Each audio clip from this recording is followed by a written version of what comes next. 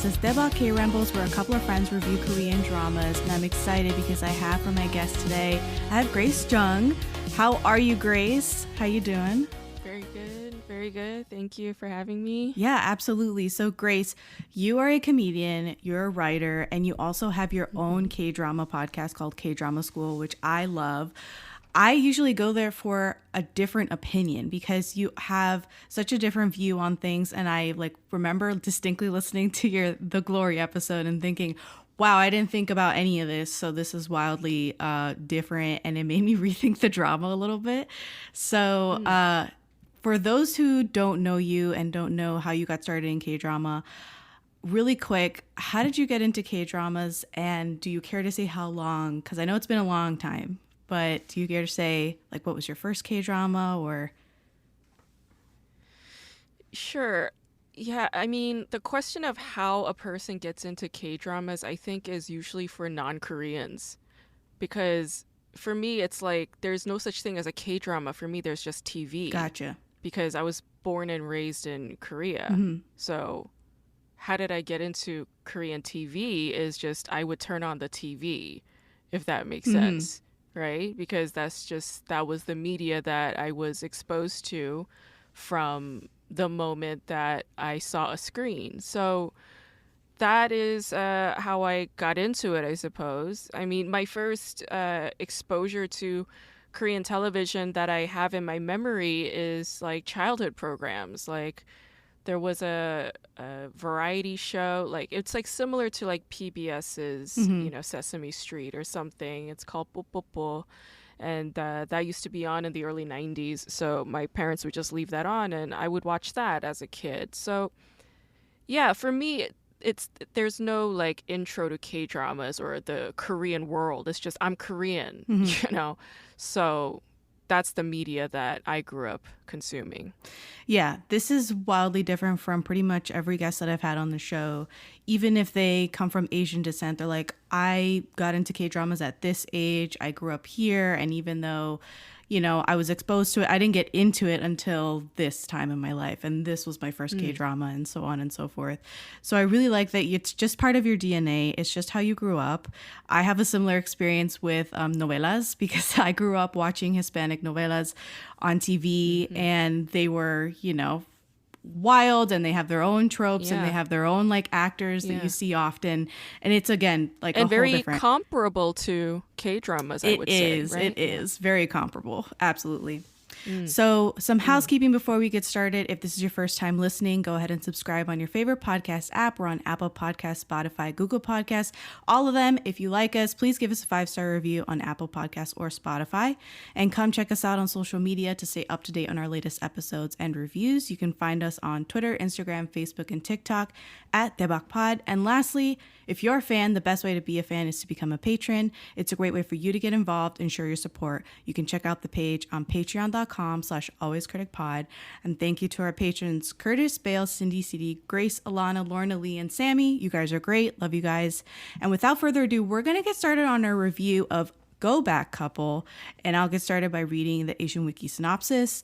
It reads, Choi Ban-do and Ma Jin-ju are both 38 years old and a married couple. Choi Ban-do has been burdened with being the breadwinner, and Ma Jin-ju is a housewife with low self-esteem. Even though they loved each other when they married, they now hate each other. They both regret marrying at such a young age. The couple travel through time and find themselves as 20-year-old university students when they met for the first time. So this aired originally from October to November 2017. It's only 12 episodes long. It was directed by Ha Byung-eun, and he's directed 18 again from 2020, which is probably a very good comparable for this show. And he recently, I guess later this year, he'll come out with Yije Will Die Soon, which stars Park So-dam and So In-guk.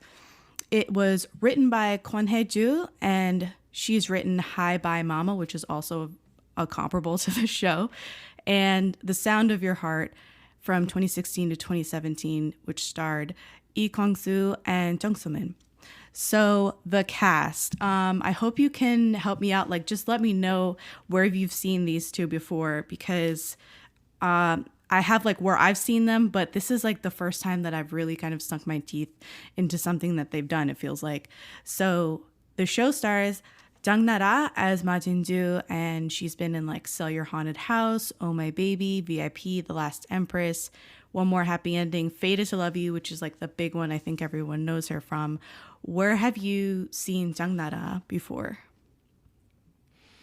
Yeah, I mean, where have I seen Jang Na-Ra? That question's also similar to like, how did you get into K-dramas? In that she was just part of the world. Jang Na-Ra is known mostly and originally as a K-pop star. She was a soloist, and she was hugely successful when she first began. I think she was starting in like the year 2000, and she came out with this hit song at the time. I think it's like Sweet Dream or Sweet Something, but it's like this really like cutesy, bubbly, poppy song.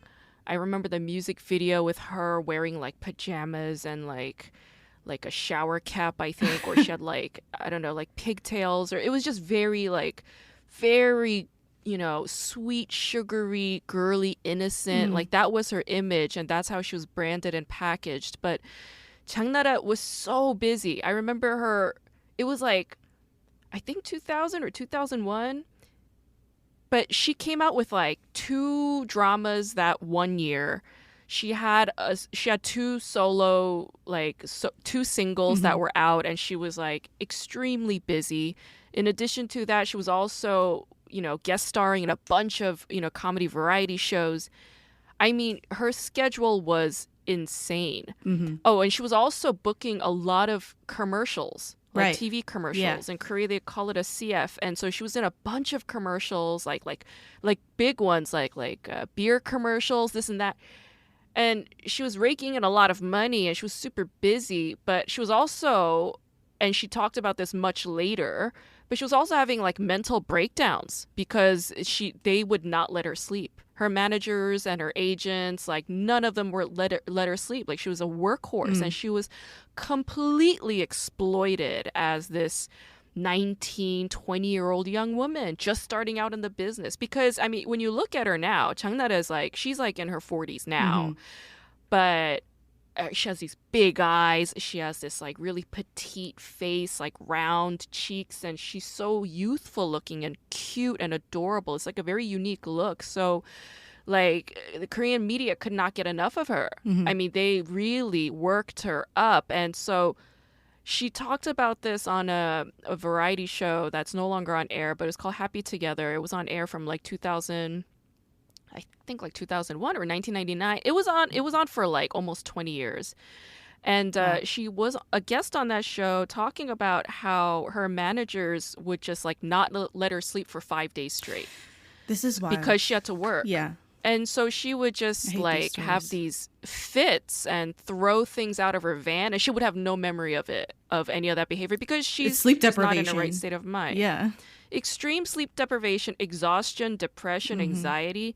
To this day, Jang Na-Ra suffers from like panic disorders and anxiety disorders that stem from the work that she's done. So when I think of Jang Na-Ra, I think of she is immensely talented. I mean, she is like, as a singer, as an actress, as a performer, she is super professional. She nails it every time. Every time I see her on a show, I'm just like blown away by her performance. She's very good, and she's very versatile, and she has excellent comedic timing, and she has excellent dramatic performance.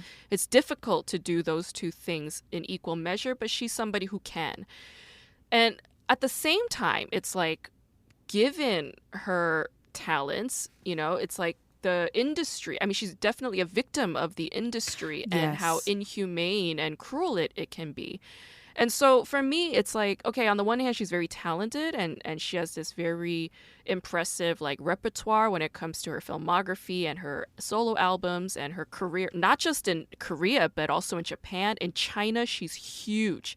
I mean, that's mostly where Jang Na-Ra made her money. She makes it in China, where they love her. So she's done also Chinese films. All right. So she's like this mega Hallyu international star, but she's also a cautionary tale when it comes to self-care and boundaries and self-protection and voicing yourself when it comes to your needs, like resting, like eating, like saying no. All right. So for me, it's like I have a very complicated emotional response when it comes to Jang Na-Ra. But for Son Ho-Jun, he is like one of the funniest contemporary K-drama actors right now, I would say. He's not a comedian. He doesn't come from a comedy background. I think he's unique in that he doesn't even come from like a singing background. I don't think he's a K-pop star. Right, like he's not a triple threat like a lot of these people. No, he's just an actor. Yeah. But he's such a great performer. In every show that I've seen him in, he's just so funny. But at the same time, he's also somebody who can like handle the weight of a dramatic performance, although probably not as seasoned as Jang Na-Ra. Right. I think Jang Na-Ra is better with the dramatic roles.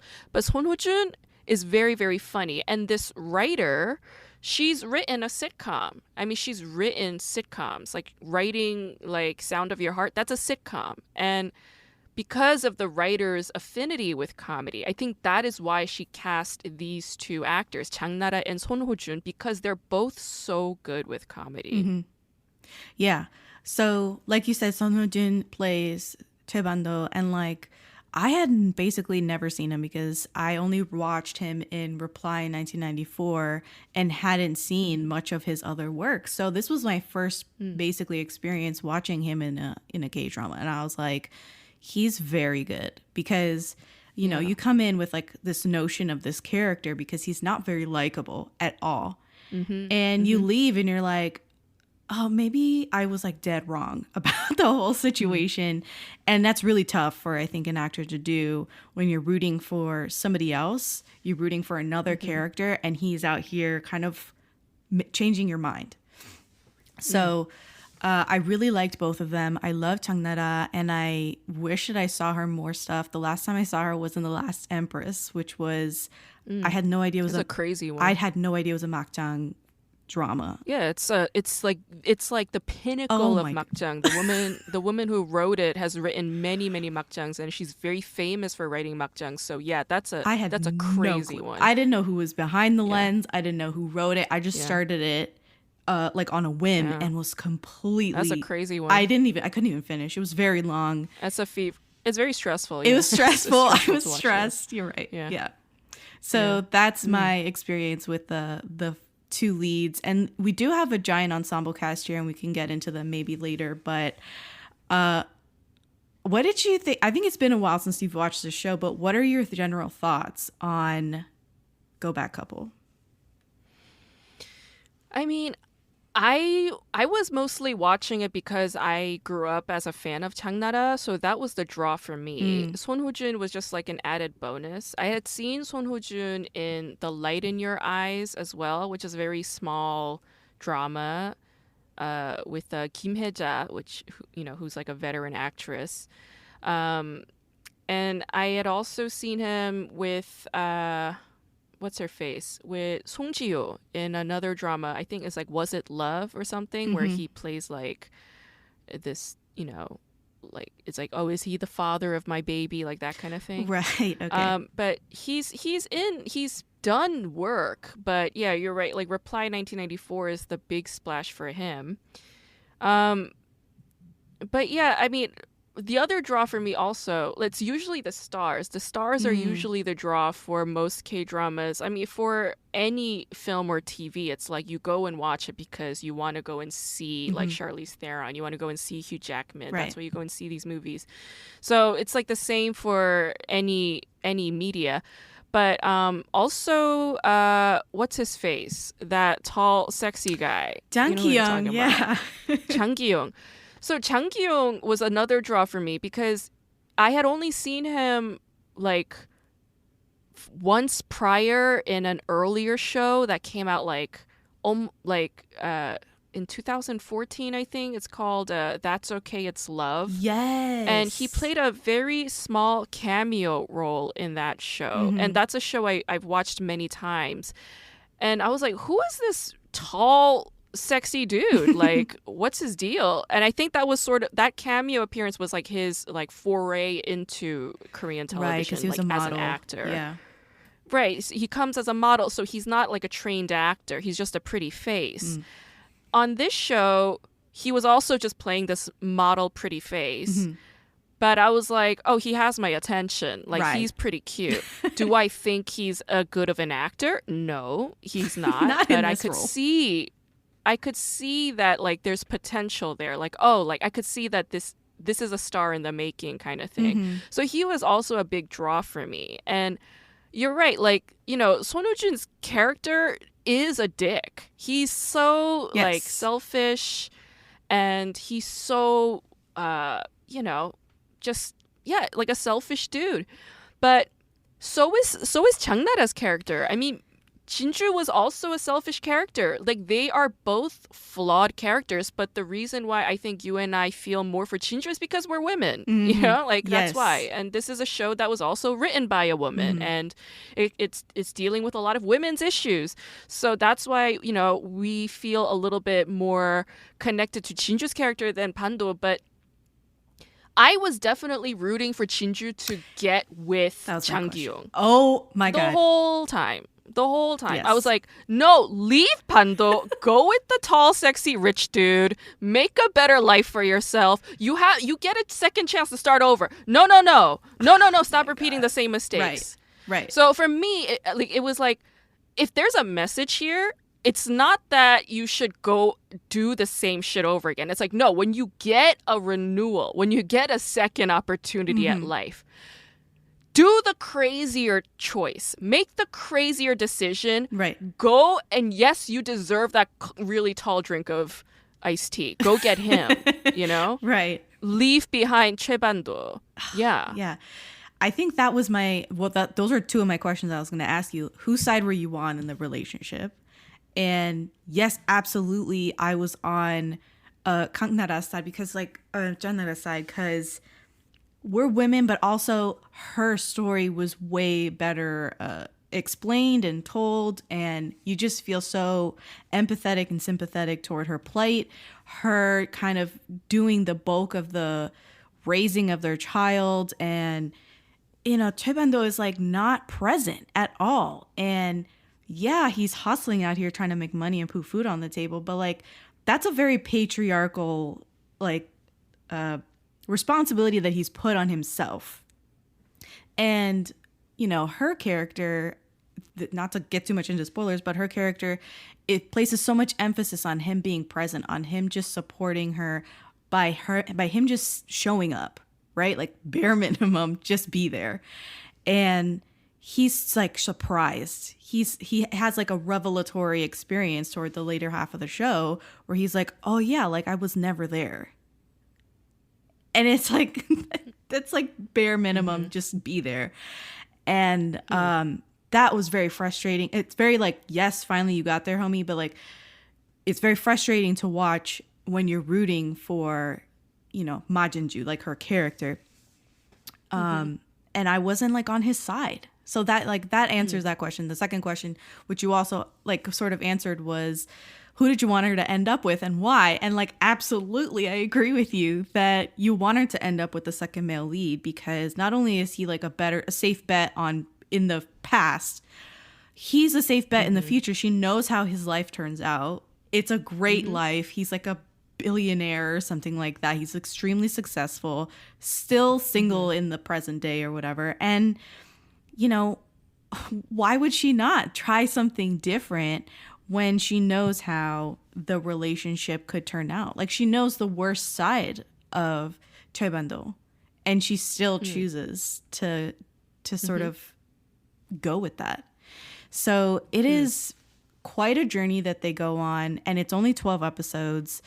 But did you have any thoughts on the OST? I thought it was just, like, a little bit, like, one song stood out and that was it. But I don't know if you have listened to the OST since watching Go Back Couple. Yeah, I mean, I haven't seen the show from beginning to end, like, since it came out, like, 6 years ago, but I did watch, like, the first couple of episodes just to refreshen, and what I noticed is that when they do go back, like, they're listening to these early K-pop songs that came out in the late 90s, and so I remember recognizing that and being like, oh yeah, like, you know, so it's kind of like an intertext for Ho-Jun in that, you know, in Reply 1994, there's the same thing. Right. Like they're playing these 90s songs and there are these like 90s fashions, 90s trends when it comes to like pagers and cell phones and, you know. Right. So there was this like nostalgic retro sort of Yes.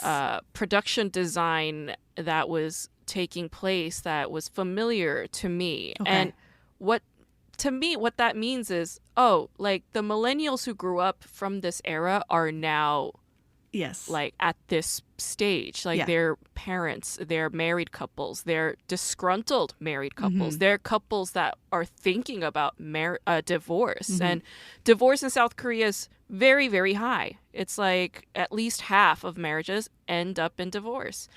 And, you know, like I think the show, it's not really a matter for me when it comes to like, oh, am I on like the woman's side or the man's side? Like, it's not so much about that. What it speaks to is a bigger sociological thing.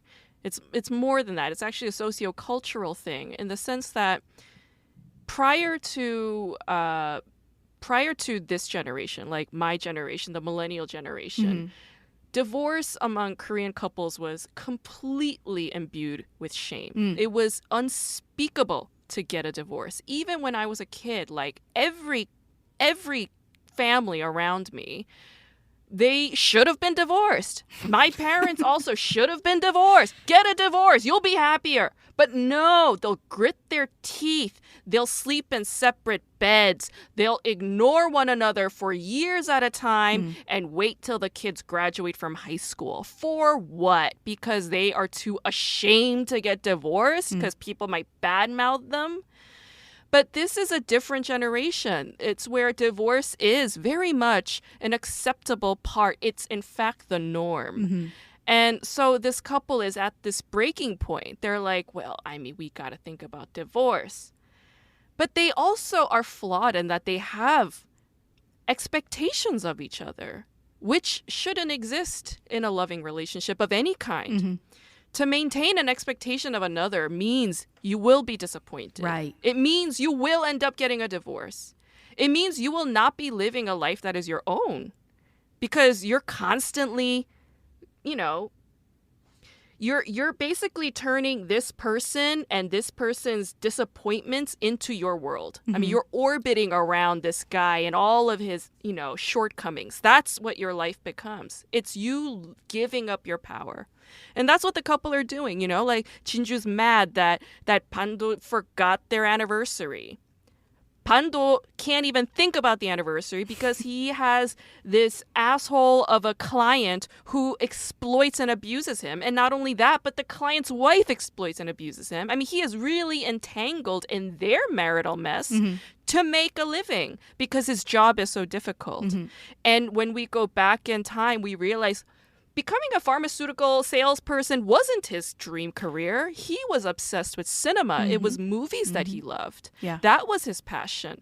So I think the going back is not just a journey in their romantic thing. I think that is very much like a secondary thing. I think it's going back and reclaiming who they are as a self, as an identity. Who am I? What were my joys? What were my passions? What were my dreams? Who was I when I didn't have the responsibility of other people's needs? And I think that reclaiming is perhaps the lesson here. You know, it's not even about the marriage and the love. It's really about, you know, Jinju going back and reclaiming who she is. It's about Pando going back and reclaiming who he is. And it's saying, unless you are whole in your individuality, you will never, ever be satisfied because you're always going to be trying to fill that gap with somebody else. Absolutely. And that's just not how it works. Yeah. So I agree with you like to the max because what I found most compelling about the show wasn't necessarily their relationship and how that turns out. It's them going back and rediscovering themselves, rediscovering like the joy of life and of the innocence of like not having anything to do, not having any responsibilities. Like, what do you do to fill up your days when there are no bills, when there are no responsibilities? What is your like default? And they had to get back to that. And, you know, going back to the youth thing, I love when people sort of revert or have these like supernatural things happen to them, and then they have to reassess their lives and reassess what they used to do, what they used to like.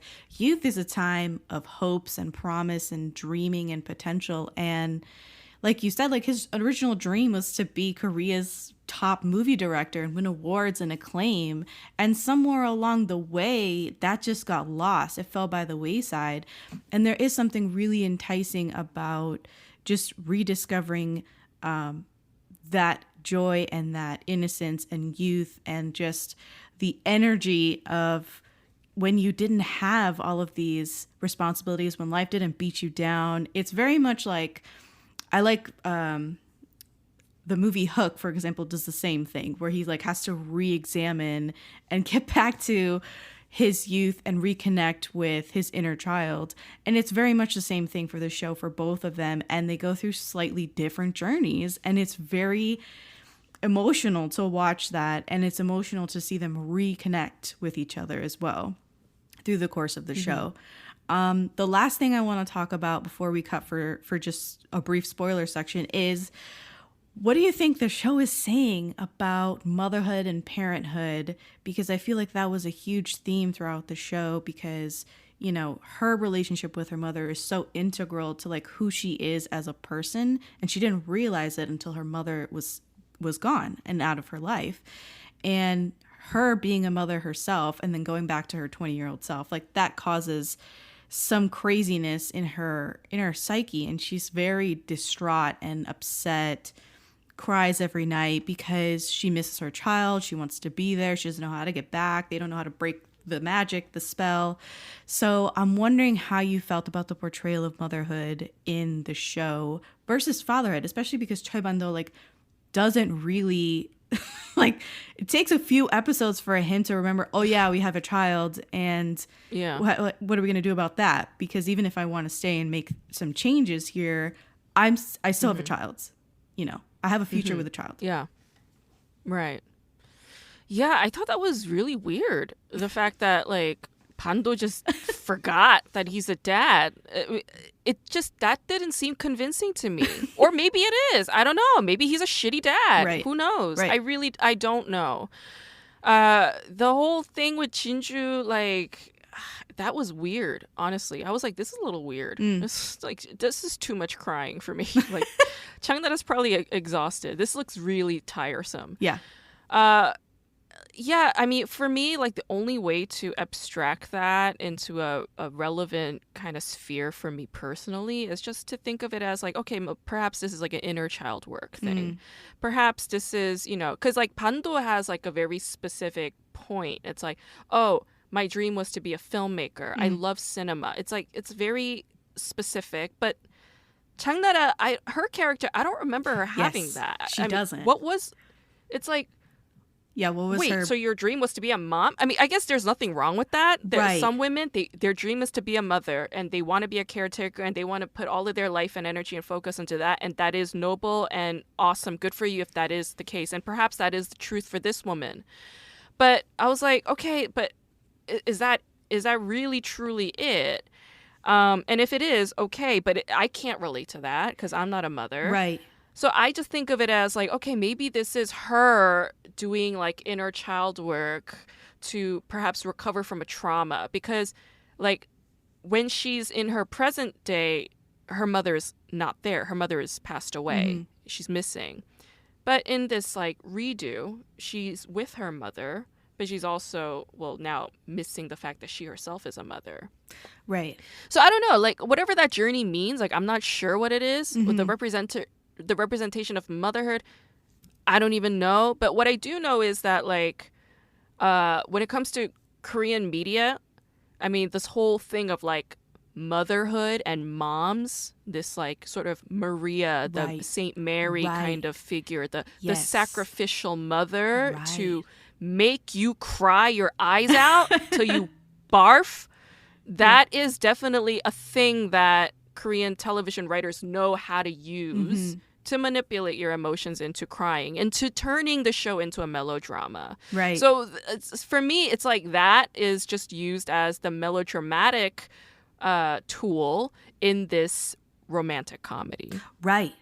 Right. I feel like that was definitely more of the melodrama. And it wasn't necessarily like Jang Na-Ra with her kid. It was her relationship with her mom, who is played by the fantastic Kim Mi-kyung. I love her. She's one of the greatest ajumas to ever grace our K-drama screens. I love her. And, you know, I feel like that's the best part of the show, like the love story, so to speak, between her and her mom and reconnecting and her just being so appreciative and grateful of her mom. And her mom's like, what's gotten into you? I didn't get that. Could you try again? Sorry, that was my phone. So anyway, my instinct is to say that, like, yes, absolutely, in the baseline, the sanctity of like motherhood is ever present in this show, and it is like part of so many K-dramas, and so many writers use it to emotional effect, and it's not any different in this show. But I don't know, I just felt like it was really something to behold, her and her relationship with her mom, especially knowing like what the future holds for them. And her trying to change it, and she can't. She feels helpless. So it's a lot. What would you rate the show out of 5 soju bottles? 5 being like the best and like 0 being terrible. I mean, do I have to? You don't have to. You don't have to. Yeah, I'm just gonna say no to that, because I don't like rating shows with stars and stuff. It's just, to me, it's like, yeah, the show is meaningful to me in some aspects, and in other aspects, it's not as much. But yeah, definitely meaningful. Okay. For sure. Yeah, I found that it was really lighthearted at times, and obviously a lot of melodrama at times. And the motherhood stuff was really touching for me. And I would probably rate it maybe like 4 out of 5 soju bottles, because I just like really enjoyed it. And it was perfectly paced. I thought like it probably could have been even shorter than 12 episodes, but I thought 12 episodes was like proper. We're done, we're leaving. So episode count was good, pacing and all that. And yeah, so I think we're gonna just jump into spoilers really fast, so stick around. We'll be right back. Excuse me, 뭐라고? 괜찮아. You know, I have no tingle. Oh, sorry. Swear. Disgusting shit. What?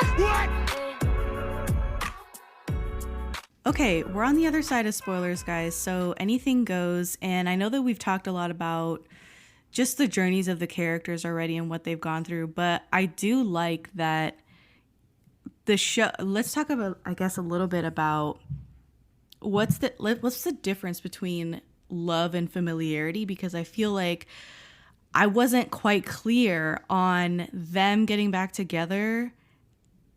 Was that because they actually loved each other, or was that just because they had been together for almost 20 years and so they were familiar with each other, and they sort of had an action plan of what they were going to change and how they were going to love each other differently now?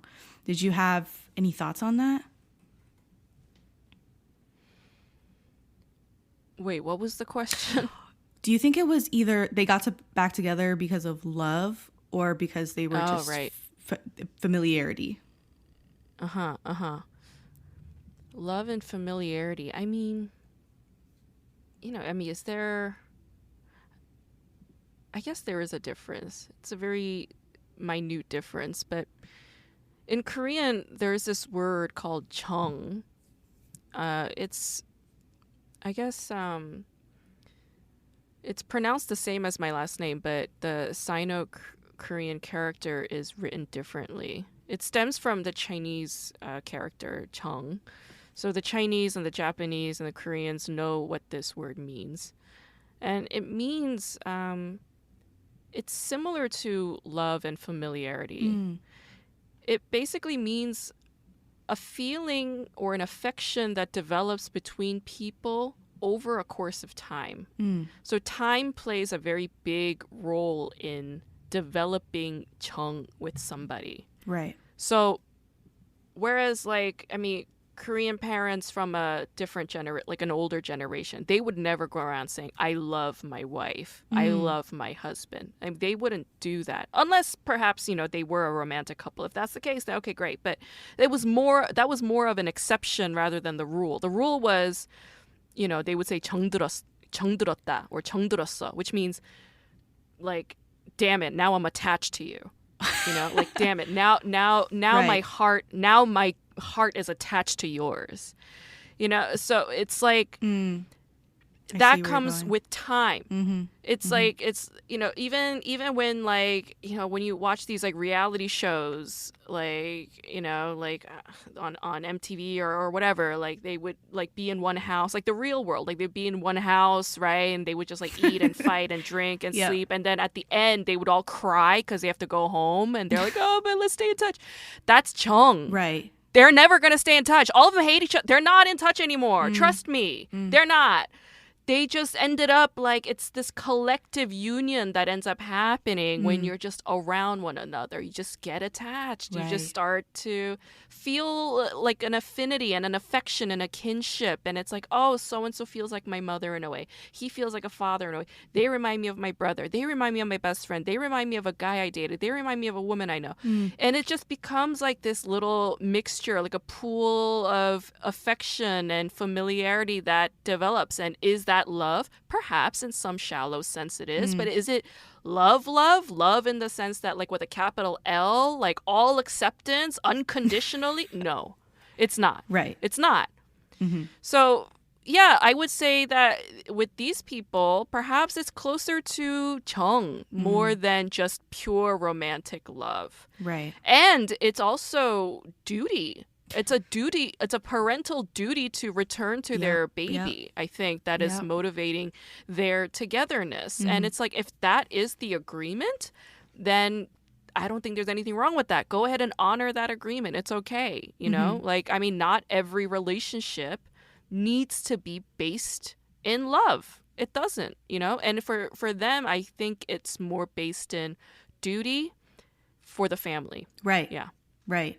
I feel like the show is definitely all about upholding these values, right? Where it's like the family unit comes above everything else and we need to preserve the family. And it feels like it goes back to what you were talking about before the spoiler break about how the previous generation would just grit their teeth and stick it out just to never get a divorce, not just to avoid the stigma around getting a divorce, but also to keep this shit together, like we need to really rally here because we've committed to doing this thing. And like, whether it's raising a family or just we made a promise and like, you're stuck with me, whatever the case may be, that feels like that's also in the DNA of them getting back together at the end of the show. Correct. Which I found completely like, in some ways I was like, wow, thank God. And then other ways I was like, but why? She could have went with the second male lead who, yes, he wasn't fleshed out. Yes, he had typical mommy and daddy issues at home, but like it could have been different. You know what I'm saying? Yeah. Yeah. And I think, I mean, there are two things that come to me. I think the reason why it had to end that way is because of Jinju's maternal commitment. Yes. And to honor her maternal commitment, she has to go back and she has to be with Pando because otherwise it means to lose her baby, right? And for her, that was her, her destiny, her fate, and she wanted to honor that. The other thing that comes to me now is the fact that this show aired on KBS, which is Korean Broadcasting Systems, which is a public broadcaster in South Korea. Public broadcasting means that the show that airs on that channel must serve the public, meaning it has to be informative and have moral standards. It has to honor family values. And that's the reason why this show has the ending that it does. If it was on TVN or JTBC, oh my God, it'd be way fucking crazier. Right? Way crazier. It would be like over the top, hallucinatory. I mean, Jinju probably would have ended up with Jang Ki-Yong's character. But because this is on a family channel, like a public broadcasting station, and it's oriented towards the family, it upholds values like don't get a divorce, you know, commit to each other. Right. You can get through this. Stay with the baby. And that's also tied to South Korea's national issues, like the giant decline in birth rates, the giant, you know, spike in divorces. And all of it is tied to the government's needs for their demographics. Yeah, this came out in 2017, but the statistics has only gotten worse in that department for Korea and the birth rate. And it's, I mean, that makes a lot of sense that because it aired on KBS, it was a little bit more tame, I guess, in terms of storytelling and in terms of how this thing ended, because she could have gone with Jang Ki-Yong and like they had really great moments together. I don't know if you remember some of these, but like he takes her home in a taxi ride because she mistakes his car for a taxi, and she like shakily like gives him a credit card to pay. It's 1999. There are no credit card machines, so he just like looks at it and gives it back to her and takes her home like no questions asked. She had just rejected him because he's quote unquote smelled like sweat, and he just like takes her home silently, and like that's it. He's very like gives her what she needs, whether it's space, whether it's just a ride home, and he saves her on this like downhill slope because she's falling, and it's very like K-drama moment. Yes, it's very tropey. Yes, we saw it from 50 different angles, but you know, that sort of thing was built into the second male lead relationship, and it wasn't until the latter episodes that, you know, Bando started coming back into the frame here, and he like ditched his first love who he tried to get with and was like trying to get back into her good graces. And yeah, a lot of the, you know, things that Bando actually does for her are things that he had done before. You know, he got her pads at the grocery store, and he got her menstrual cramp medication because she had her period, and he knew that she had really bad cramps, and he like massaged her back, and like these kind of motions that are not new to the relationship, they might even be habits at this point, and he's just like doing this for her, and it sort of bridges their relationship more, especially when, you know, she's trying to think through like, do I need to go pursue this second male lead, or should I just, it's kind of a motherly relationship with him. It's not very romantic at all. So this sort of thing, it was interesting to me to see how like, almost like the writer was affected. Like halfway through the show, they were like, yo, you got to back it off because the second male lead's looking too good and she needs to get back with her husband. So it was like almost like a 180.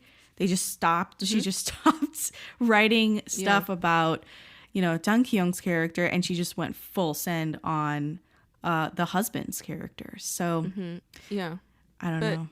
I think that setup was just made from the beginning. I mean, like, I didn't turn on Go Back Couple thinking that they were not going to be together. It's like, that's a very obvious thing. It's like, well, they're the lead. Right. They're breaking up, but they are going to be back together. Like, that's a given. But, I mean, I thought it was interesting how Jinju says, I don't want to date you because you smell bad. And to me, that's like very, very telling of the fact that they will never end up together, because I mean, pheromones is a big part of chemistry between people. And if you're not attracted to somebody, you will never ever be attracted to that person. There's no lying about it. And yeah, like, was Namgil a lot more romantic towards Jinju by meeting all of her maybe female fantasies in a way? Yeah, way better than Pando in a lot of ways. But it's like, I mean, she's in a young college girl's body, but she's an ajumma. You know, she's a middle-aged woman, and middle-aged women don't give a crap about romantic blah blah blahs. They really don't. They want comfort. They want comfort, and Pando knows what comforts her, like a massage, like going out and running an errand. That's what she wants and needs at this point. So it's like the whole like fatalism theme is very big in there. It's like, if it's not fated to be, it will never ever be, no matter how good the package looks. That's all over K-drama. But yeah, absolutely in this show. I think what really didn't sell me on Pando was like he always put her down, and he was always like, oh yeah, you're not pretty, oh yeah, you don't look good in that, why are you wearing that, you're an ajuma, kept calling her ajuma. And it's like these things are not like, she obviously feels very low self-esteem, like the synopsis said, and he's not helping her at all, trying to overcome that or foster some sort of self-esteem, make her feel good, make her feel loved or appreciated. And the May Queen competition that she competes in, she didn't originally, but now that she's back in 1999, she decides to compete in the May Queen competition, and all the guys are swooning and are, like, Pando is mesmerized by her on the stage. But again, just before that, he was belittling her. He all over the show, it seems like he wants to win over her in some way, put her in her place. And it was so disheartening to see him burst her bubble time and time again. So that was like, I mean, that's an interesting observation, because like for me, again, just going back to just me being like culturally Korean. I mean, I'm Korean American, but I'm culturally Korean as well. And it's just like, being like roasty and ribbing is a bit of a love language among Koreans. Like, interesting. I mean, I'm a comic now, so I'm definitely with my tribe. Like, we're always putting one another down with love, and all of it they're all jokes, but we can be vicious. And I mean, when my comedian friends rib me and roast me, I mean, I find it so funny. Like, and I feel so loved and seen by them when they call me out on stuff, or you know, like make fun of me, like, and rip me a new one. Like, I get no greater joy than when my closest friends do that to me. And it's like, yeah, it's problematic in a sense, because you know, abusive words do end up taking a toll, but in another sense, it's like a habitual thing that especially Korean couples do to one another, thinking and believing that is love, that's a love language. And I think a lot of couples, especially when they're older, they have that sort of routine with each other. And I kind of noticed how you brought up the word self-esteem multiple times on this recording, whereas I never once wondered about her self-esteem at all. And in the case with Jinju, I think she had to go back and confront this whole like baby thing and inner child thing, because she was not good at loving herself. Self-esteem is not an issue of other people, ultimately. Self-esteem is an issue of, can you love and accept yourself for who and what you are in this present moment, fully and unconditionally? That's all it is. And if the answer is no, then it's like, okay, well, there are tools and there are ways that you can get yourself to that place. And it will never, ever, ever come from a husband. Yeah. No, I completely agree with that. I think that Ma Jin-ju was, for me, I saw her constantly crumpling whenever he would put her down or say these ribbing comments to her, especially like going back in time. Obviously, in the in the present day, she was not laughing. She wasn't entertained. She wasn't feeling loved when he would do that to her. And in the past, she almost took matters into her own hands. And she was like, well, even if you don't think I'm beautiful, everybody here does. And maybe I am. And like, she accepts it for herself. And participating in the May Queen competition was more for her, because she didn't even win. And she felt good about it. She felt good about performing and singing, which again, like, that's in her wheelhouse anyway, in Jang Na-Ra's wheelhouse. But yeah, that whole competition and the way that, you know, just her developing some confidence on the stage was making him fall for her again, making Pando like rethink. And like, he was like, oh my God, he turned to other people and he was like, does she look amazing to you or what? And they were like, no, not everyone looks like that. Like, she looks really good. So again, it's just like, I don't know why he wouldn't think to maybe change. Yes, it's a love language to some people, but it definitely didn't seem like a love language to her. And I think what we can... Oh, sorry, go ahead.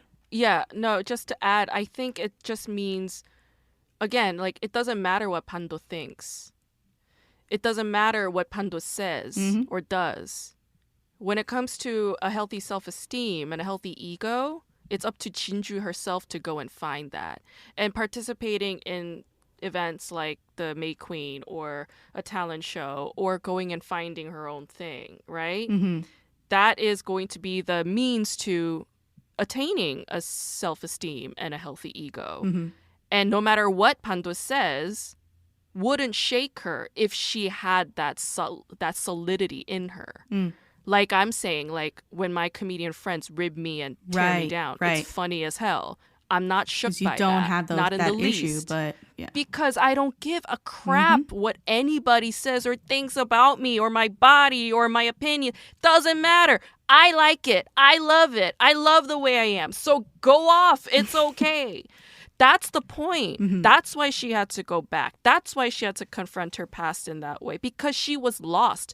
She was totally disconnected from who she was. All she could do was cry about her dead mother or cry about how her husband's not meeting her needs or cry about how her baby's missing. That's all she could do. It always had to do with other people missing. But it's like, no. Nobody is going to fill that up for you. You got to go it and get it yourself. So to me, Pando, it didn't really bother me as much. Yeah, I think there's a scene at the beginning of the show where she is out and about with her baby in the stroller and she has like a stain on her shirt and she looks really run down and she's self-conscious by just one person like looking at her. She feels very self-conscious. She tries to hide the stain and you know, it's all about, I think in the past, like you said, it's going back and just finding that place where she feels beautiful all on her own. And absolutely like feeling beautiful in the present day, like had nothing to do with like Pando at the end of the day. It had everything to do with her and how she saw herself. I do wish like, go really quick, like going back to that note that you were like, she doesn't really have a dream when she was in her 20s. And I do feel like that's a miss on the show because like Taebando had such a clear like, oh, I love movies. He had all these movie posters, which were great to see. Like he had Brad Pitt from Legends of the Fall and Titanic and Truman Show and Ghost and Leon the Professional, all these different movie posters. And you could tell that he was a movie buff and he really like that was part of his personality. And in going back, she didn't have like these touch points that you were like, oh, she liked to do this or oh, she was into that back then. She had this dream and it wasn't explicit that she wanted to be a mother either. So I was like, I don't really get like what she was aiming for. She was a history major, but like she didn't seem that interested in history either. So yeah, I feel like that was... and I think that's the reason why she had self-esteem issues. That was the reason why when she's an older woman, like she feels like she's empty and missing and there are all these gaps. And it's like, I don't think the show was trying to fault her for that. No. I think the show was just revealing... it was just revealing to everybody. It's like some people at a certain point in their lives look back and realize that their life has been that empty, that they've been dictating their whole lives around fears and expectations of other people. And it could happen at age 7 or it could happen at age 70. It doesn't like, there's no way to know. And it's like for some people, like when they reach that pinnacle of divorce, a lot of the times it's that. I have friends around me now who are getting divorced because they're like, I didn't know who I was. And I think that's what's happening in Jinju because it's like she didn't know who she was. And that's why she felt lost all the time. But what she did know is once she became a mother, it's like, now I know who I am. Now I know I have a sense of purpose. And it's like, that is just as honorable and okay.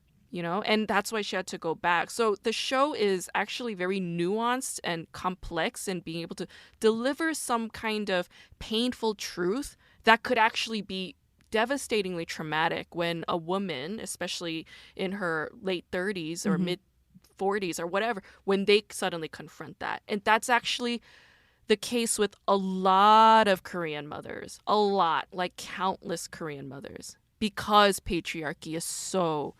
like such a stranglehold in that country. So I want to wrap up with just looking at some of the comedic bits because you're a comedian. And I don't know if you remembered some of these things, but they, I think the friends had like a Bruce Lee outfit going on for much of the show. And they even comment on it. And that was pretty funny to see the long hair on Ki-Yong, who plays the character Duk-jae. I don't know if you remember that scene, how they revealed it. They were being punished in their... it's not a club. It's like their major. They were, I can't remember, engineering. I think they were engineering majors, and they were being punished in one of the classrooms. And they were like, "Man, I just wish that a girl would like come through and save us," because they were like, "This whole thing will end if like by some miracle a girl walks in the room." And they think that a girl's walking up into the room, and it's actually Ki-Yong because his silhouette looks like a girl, which is a pretty nice bait and switch. Comedic wise, I thought it was really funny. The flashback of her getting freaked out by the ghost in the library, which isn't really a ghost at all, and they put the Psycho musical score over top of it, which I thought was brilliant. It's not even like the actual it's like the opening credits of Psycho, which I thought was like, who's gonna know this is particularly from the Psycho movie? And then they spoofed 2 K-dramas as well. They spoofed Goblin. They started playing like the Beautiful Life song from Goblin. And then they also spoofed Descendants of the Sun with like a clear rip. She drops a handkerchief and the guy comes and looks all the part of Sung-doo-ki. And I thought those were really good moments. Did you have any moments that you remember being really funny to you? I mean, like, again, the writer is a comedy writer. She's a sitcom writer. So it's like, that's a given, I feel like. Comedic, not so much, but perhaps like a satirical sort of moment that I appreciated on this show is the scene, I think it was in episode 2 when Jinju's walking somewhere and a guy on campus grabs her by the wrist and yanks her towards him. And he's a stranger. She doesn't know who he is, but there's like a slow motion effect. It's like romanticized, but she's like not responding in a romantic way. She's kind of like, what the hell, you know? And I was like, oh, this is great because the creators of the show are spoofing on that trope of the wrist grab. Like for me, I bark about it all the time on my podcast, but I hate that moment because it's like, first of all, why? How dare you? Right. That's her wrist. Yeah. Like, why are you yanking her around? That's very aggressive and violent and unnecessary. Right. It's not cool, you know? And the show was satirizing that. It's like, yeah, this is in Korean dramas all the time, and they frame it in a romantic mise-en-scène, but it's not okay. Stop doing it, you know? Right. And so I appreciated that moment. Yeah, I like that movement too. We need to have more we need to do satire on more tropes. But yeah, that was a really good one. Well, I think we're coming to the end of the episode, coming to the end of my notes. So do you have anything to add before we get out of here? I have a podcast called K-Drama School, which you can go and visit at kdramaschool.com. I also have a book that will be coming out early in 2024. It's called K-Drama School, and it's a pop cultural inquiry into Korean TV dramas and why we love them. Nice. I'm Jessica, and this has been the Daebak K-Rambles Podcast.